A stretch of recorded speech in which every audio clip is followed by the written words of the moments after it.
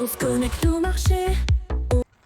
Allez, bonjour à tous, petite vidéo, je refais le point un peu sur les OPA. J'avais déjà fait une vidéo, mais bon, moi ça fait du contenu, hein.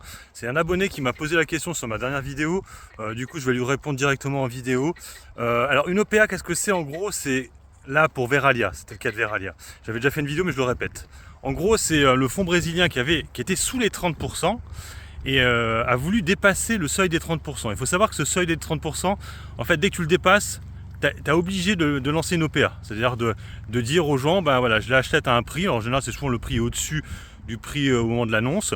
Donc là, c'était 30 € hein, sur Verallia. Et je vous rachète vos actions, grosso modo, à ce prix-là. Donc ce qui se passe en général, surtout sur Verallia, c'est que très peu de gens la vendent à ce prix-là. Il y en a quelques-uns, mais pas tous. Et du coup, après, on en reste là. C'est-à-dire que lui, il a réussi à passer au-dessus des 30%. Et le problème, c'est que derrière, après, si les résultats de Verallia déçoivent de nouveau, ça va rechuter. Hein. C'est pas parce qu'il y a une OPA à 30 que le cours de bourse va rester à 30. Hein. C'est ça qu'il faut bien que vous compreniez. C'est juste que il a passé le seuil des 30%.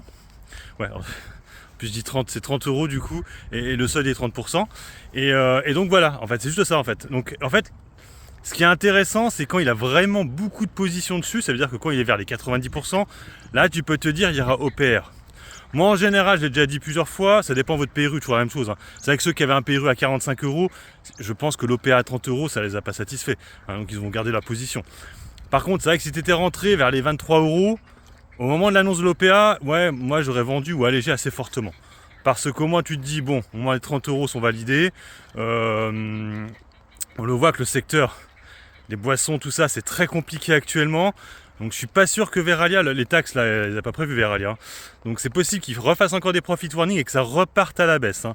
Pour vous donner un autre exemple, je crois que c'était Chargeur qui avait eu une OPA aussi à un moment donné du dirigeant. On était monté à 12 € ou 13, je sais plus. Et là, après, on est redescendu à 10 parce que les résultats ont de nouveau déçu. Donc voilà, OPA ne veut pas dire obligatoirement qu'on va rester à ce cours de bourse là. C'est juste que c'est un passage de seuil des 30%. Hein, voilà, c'est juste ça. Donc c'est plutôt intéressant quand quelqu'un a des positions avant, se dit ouais super, j'ai gagné 15-20%, donc j'allège ou je vends. Et après, l'histoire continue et ça peut de nouveau rechuter. Voilà, j'espère avoir fait le point sur ces histoires d'OPA, hein, à ne pas confondre avec l'OPA OPR, où là par contre ça sort du cours de bourse, et là tu es obligé de vendre.